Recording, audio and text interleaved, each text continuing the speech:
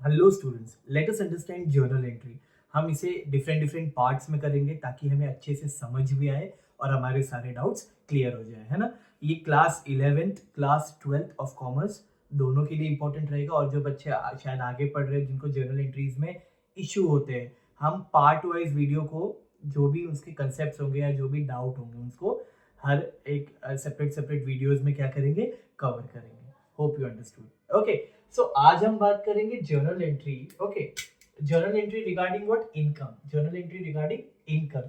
जब इनकम आते हैं तो क्या चीज होता है, एग्जैक्टली क्या होता है ना। हम उसके बारे में बात करेंगे। ओके, तो हमारे पास कुछ ट्रांजैक्शंस दिए। क्या दिए हमारे पास? कुछ ट्रांजैक्शंस दिए। आपको पता है ट्रांजैक्शंस क्या होते हैं? ट्रांजैक्शंस वो चीजें होती है जिसमें जिसमें एंड आपको पता है जर्नल एंट्रीज में कौन से ट्रांजैक्शन रिकॉर्ड होते हैं? Monetary transaction. कौन से ट्रांजैक्शन? मॉनिटरी, यानी जो किससे रिलेटेड हो? पैसों से रिलेटेड हो, है ना। वैसे ही ट्रांजैक्शन रिकॉर्ड होते हैं। जो मॉनिटरी ट्रांजैक्शन नहीं होंगे वो जर्नल एंट्री में रिकॉर्ड नहीं होंगे, है ना। पैसों से रिलेटेड होने चाहिए, वेदर इट इज कैश और क्रेडिट, कुछ भी हो फिर। ओके, ट्रांजैक्शंस में हमारे पास कुछ नंबर ऑफ ट्रांजैक्शन है। ओके, तो जर्नल एंट्री फॉर इनकम करते हुए हमें क्या याद रखना है? एक जर्नल एंट्री याद रखनी, that is cash account debit to income account. क्या है? Cash account debit to income account. जहां पे कैश क्या है? रियल अकाउंट है। कैश क्या है? रियल अकाउंट है। जहां पे क्या बताता है कैश? Debit what? कम से, इसीलिए कैश क्या है? डेबिट हुआ है। उसके बाद to income account, to income account. Income क्या है? नॉमिनल अकाउंट है। इनकम क्या है? नॉमिनल अकाउंट है। और नॉमिनल अकाउंट का क्या रूल है? That credit all income and gain. Credit all income and gain. तो आप देख सकते हैं क्या हो गया? कैश डेबिट हो गया एंड इनकम हो गया क्रेडिट। तो ये हमारे लिए रूल है, हमें पता होना चाहिए, राइट। उसके बाद सबसे पहले हमें जो जर्नल एंट्री दिखी है वो क्या है? ट्रांजैक्शन आप देख सकते हैं, कमीशन रिसीव्ड इन कैश। क्या है? Commission received in cash. तो जो भी ये वाले में आएगा ना, तो कैश हमेशा क्या होगा? डेबिट। कैश क्या होगा? हमेशा debit. Cash account debit to commission account. Cash account debit to commission account, है ना। अभी हमें क्या पुट करना होगा उसमें? नरेशन। क्या पुट करना होगा? नरेशन। नरेशन हमेशा कौन से वर्ड से चालू होता है? It always start with the word being. Being, जो भी क्वेश्चन है उसको छाप दो। ट्रांजैक्शन में क्या है? Commission received in cash amounted to ₹5000। क्या लिखोगे? Commission received in cash ₹5000। देखो, पहली जर्नल एंट्री बनी, cash account debit to commission account. Debit side आया 5000, क्रेडिट साइड आया 5000। सी, पहली एंट्री हो गई। सेकेंड एंट्री ठीक से देखोगे, सारे ट्रांजैक्शन बहुत इंपॉर्टेंट है। Second, brokerage received by cheque. Brokerage received by cheque. जहां पे चेक वर्ड आता है वहां पे आप कैश नहीं लिख सकते, you have to replace it with the word bank. तो क्या करोगे? सेम आएगा, कैश की जगह बस क्या चेंज हो गया? Bank account debit to brokerage account. Bank account debit to brokerage account. सिर्फ देखना है, चेक वगैरह दिया है तो बैंक आ जाएगा ऊपर, कुछ नहीं दिया है तो सिर्फ क्या आएगा? कैश, है ना। Bank account debit to brokerage account amounted to ₹1000। Debit side ₹1000 आ गए, क्रेडिट साइड ₹1000 आ गए, सिंपल। नरेशन में लिखोगे being brokerage received by cheque, खत्म।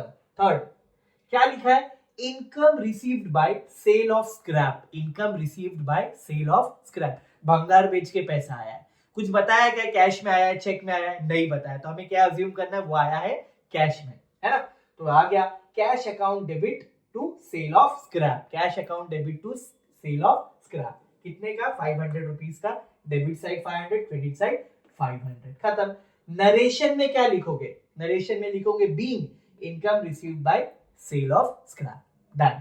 उसके बाद है miscellaneous income received for ₹1000 by check.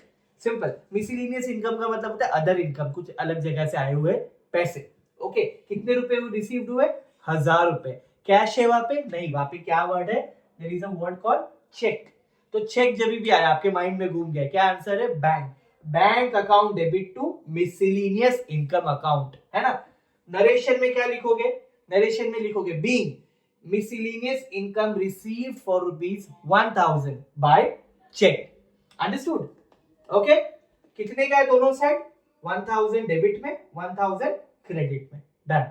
उसके बाद नेक्स्ट एंट्री देखो क्या है, rent received for ₹8,000 in cash. अब मैंने ये एंट्री क्यों लिखी है, बहुत इंपॉर्टेंट इसका पॉइंट है। सारे ट्रांजैक्शन एक दूसरे से बेसिकली थोड़े अलग है।